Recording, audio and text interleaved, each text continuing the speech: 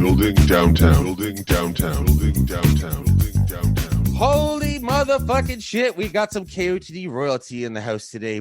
But for people that say or don't think you can turn battle rap and parlay it into a whole career, this guy might be the walking example of it.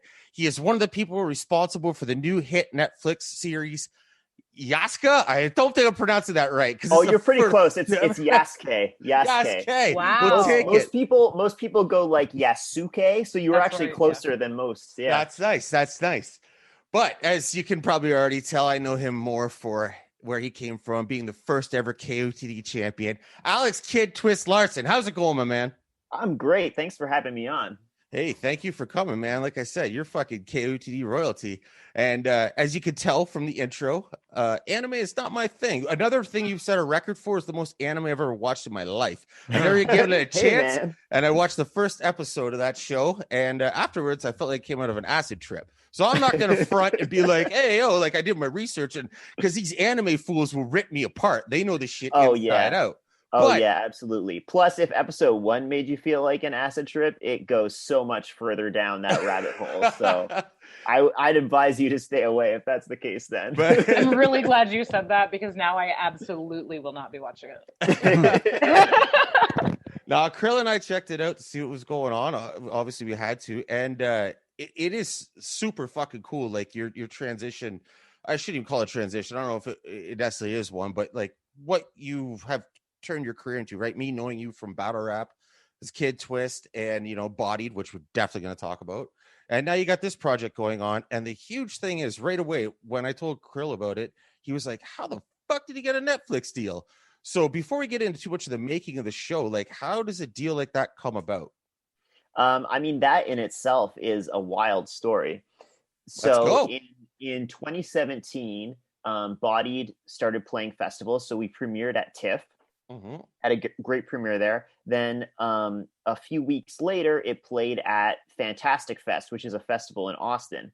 And in attendance at one of the screenings happened to be Flying Lotus. Okay. And he loved the movie, which is still incredible to me, and tweeted about it. So obviously I, replied to the tweet and kind of decided to shoot my shot and sent him a DM. I can't even really remember what I said. But we just like went back and forth a little bit on Twitter for a while. And then I think at some point I sent him my phone number, not really expecting him to ever contact me. And he just sort of texted me out of the blue one day. Wow. I can't, and didn't say like, yo, it's Flylo or something like that. Just texted me something. And I was kind of like, yeah, thanks, man. I don't have your number saved, so I don't know who this is. And he's like, oh yeah, it makes sense. It's Flying Lotus. I'm like, oh shit, okay. New number, who this? Yeah. So that was a pretty hilarious start to our interaction. But we just, we just been talking about working on something together, obviously, because I'm a huge fan of his, as almost everyone who listens to hip hop is, and he liked the movie so much. So he was interested in maybe having me, write something that he was working on. And he was thinking about doing something in the anime space, and then ended up getting involved in this Netflix show. And he's the one who kind of brought me on board, because he didn't just score the show. He was an executive producer as well. So he was involved in creating the story and the production of it, from pretty early on. And he said, he told me, he's like, we're getting a lot of writers in who, have kind of like, a very stoic sort of very serious take on things. So I think we need like a bit of a different vibe in the mix as well. And so, he passed my name along. They had me do a little writing test where I wrote like a 7-page scene to submit. And clearly they liked it, because they hired myself and then Nick Jones, who was the head writer, to write these 6 episodes. I'm sorry, did you say 17 pages for a test? Just seven. Okay. It's not that crazy. All right. Not that crazy. I mean, look, it's screenplay format too, that's like, I don't know, that's hardly any words, 7 pages. It's all right. Wow. All right. I also want to say, you will find as we go on that basically what I'm here for is completely irrelevant commentary and random questions. And I want to point out, okay, then we're going to like each other a lot. You're my new friend. But I want to point out that what you just illustrated in 10 seconds is something that the two people, or at least one of the two people you're talking to right now, have given me shit for my entire life, which is my belief in no ask, no get, especially on Twitter. Mm-hmm. So more of that, right? Yeah, no, absolutely. That's the thing. Yeah, that's the thing. You might as well go for it. I mean, the worst thing is you just get no response, and that's fine, you know? Mm-hmm. Oh, exactly. Look, thankfully your DMs were open. That's how I messaged you back in January, right? Yeah, You're that's like, right. follow up like late April, early May. And it was like fucking May 1st. I hit you right back up. I was like, I didn't forget, right? You got to shoot your shot. And, to me, being such a huge battle rap fan for fucking ever, like you're like one of the goddamn gods, right? So like for you hitting up Flying Lotus, it might have been the same thing because I'm like, I don't know if he's gonna respond to me, right? And you responded and then months later, it's like you don't know, right? If he says follow up 4 months later, like that could be a fuck off reply, right? They just want to be, you never know. They want to be respectful. I'm like, I'm not gonna fucking be like, just take that as go away. I'm coming right back late April, early May, and it worked out. You got to take that shot when the opportunity's there. Yeah, 100%. So, yeah, everything in my life is a testament to that. Absolutely. So I take it you're a fan of anime then? I am. I mean, I'm not gonna lie. I'm not the most hardcore fan in the world. Yeah. But a lot of my favorite films and my favorite TV shows are anime. So, I've always been like a fan of the genre, just not as like educated in it as I could be. But I've also, over the course of working on this show, I've been giving myself more of a crash course in it. So I'm getting up to speed. Yeah. And like, there's a lot going on in that genre with even subgenres, is there not? Yeah, no, that's exactly right. Just very, within the umbrella of anime, there's so many different types of shows, subgenres, as you say, and just such a different vibe to all of them and different tropes, different expectations. So there's just a ton to dig into. I think I've even seen some anime porn. I mean, some, yeah. That's probably the biggest subgenre. Really? No shit. I don't know. I'm just talking shit, but I don't know. Yeah.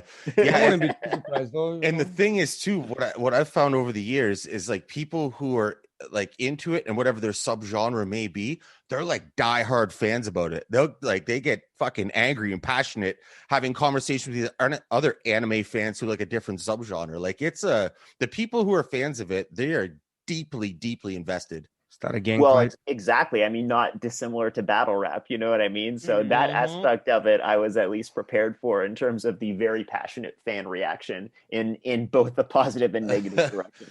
So wait, I have a super anime question that I never thought this would come out of my mouth. I was kind of busting your balls when I said I'd never watch it. I do actually like to see things I've never seen. My thing with anime has always been, I think it's very interesting because it is such an established like subculture, like you guys were literally just saying. But what happens for me is that I don't understand anything I'm seeing. So to even just watch it, to be like, is this well done? Is this neat? Is this entertaining?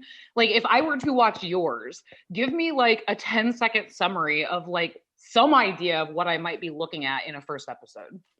So the thing about Yasuke is it's about a real historical figure who existed, this man from Africa who came to Japan and ended up entering the service of Oda Nobunaga, one of the samurai lords, and he became a samurai himself. So he's a real African samurai who existed. So it's playing off of history, but the show is set in a fantasy world where magic exists. There are giant mechs running around.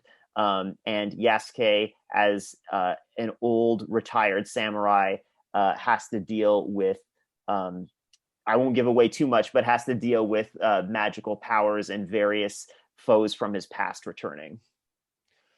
Was this the first thing that you ever wrote that was not real characters, like animation? Let me think. Yeah, it was because I've written on a few other animated shows actually since then. But yeah, it was the first one that I did. What was a big difference between something like Bodied, where there's real people, compared to this, or is this what you've been gunning for the whole time?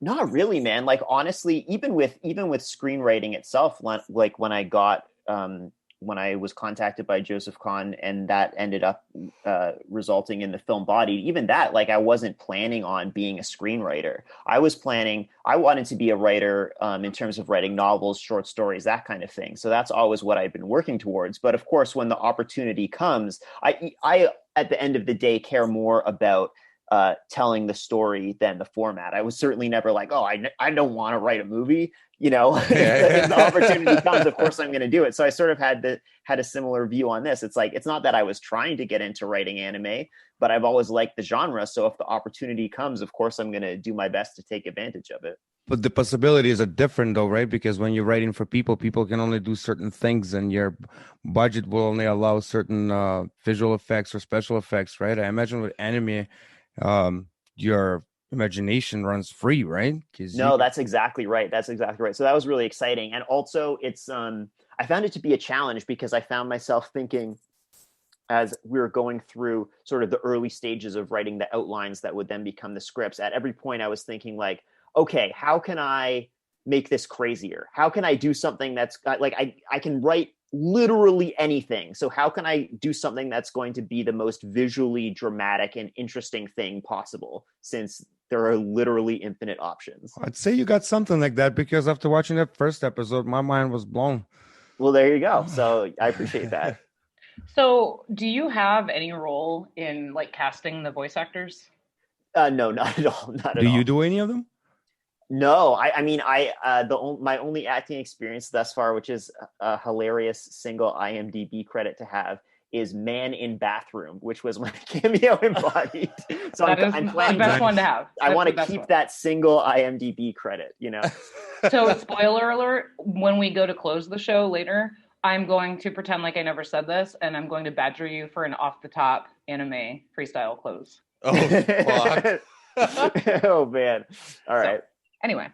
Yeah, does that lead to the story, Amy? Because he can appreciate this one. Oh, I'm sure you'll fit it in anywhere you can. So it seems like a good time. I love telling this story because it's like the worst person you could pick. In 2000, and he didn't think I would do it. Let's preface it by he didn't think I would do it. 2011, I think it was.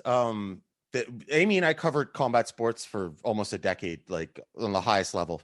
UFC champions, boxers, all that shit. Celebrity fans, whatever. So there's a correlation between battle rap and MMA, combat sports, and I set up for Organic to be on her show because I wasn't doing podcasts at the time. I was just a writer. And I set it up, and Amy dropped the bomb on Organic out of nowhere to drop a freestyle for her. That got shut down harder than fucking anything. It's just like, nah, no. I took flack for that for like the next 8 years. Were you the guy that set up the battle rapper guy that doesn't freestyle? I was like, that's like asking Dana White to fight. It's a different thing.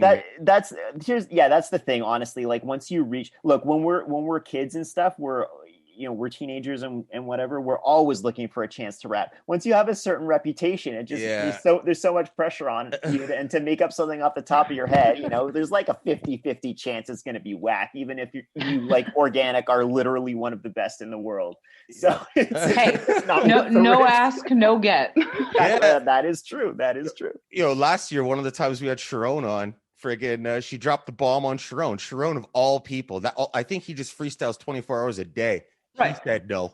Oh, really? That's funny. And I've been friends with Sharon for years. We used to host a show together. He said he's coming through, but if it's video, he'll come through. He said he'll do it. Right. But well, don't get any ideas, Alex. Third time's a charm here. All right. Yeah.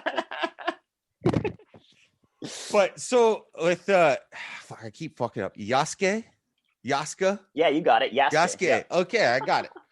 All right. So when the Netflix deal came together, like obviously when you first started hearing rumblings of it and everything else, how much of a long shot did you think that was? Because it's fucking Netflix. It's massive.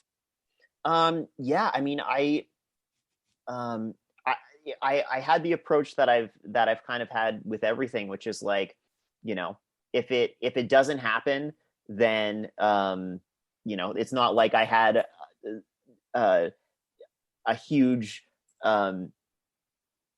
build up towards this, you know what I mean? It's something that was just kind of offered to me that I'm like, yeah, of course I'm going to go for it. So I knew how cool it would be if it did happen, and I just I put everything I had into into putting together that little sample. And it all worked out in my favor, you know? So I honestly, man, the last few years for me with this screenwriting career, or I mean, I guess I can call it a career at this point. It has been a few years. It's just been a roller coaster. So I honestly don't even have a lot of time to just sit back and think about things like that, because it's just like so much has been coming at me. So I'm just just doing the best I can, putting as much thought and effort into everything as I can. And so far, the results have worked out really well. So honestly, it's all a bit surreal to me. I was just gonna ask that, actually. You know, like, it's okay, good. It's on Netflix. Everything's finalized. The show's done. We have a release date. Everything else. Also hit some good numbers too, right? Yeah. What are the nerves like before the release, and then what's the relief like after it's done well on Netflix? Oh man, yeah, it was a huge relief, and it was such an interesting experience, because not only was it not like with Bodied, it was such an event, right? Because we're going to film festivals, we're there in person, we're like doing Q&As after the screenings. With this, it was like it just comes out on my TV in my house one day. Plus, there's been a global pandemic, so I haven't left my house in a year. So it's like I've just been sitting in my house waiting for this, and then it just appears on my screen one day. It's very bizarre. Building downtown. Building downtown.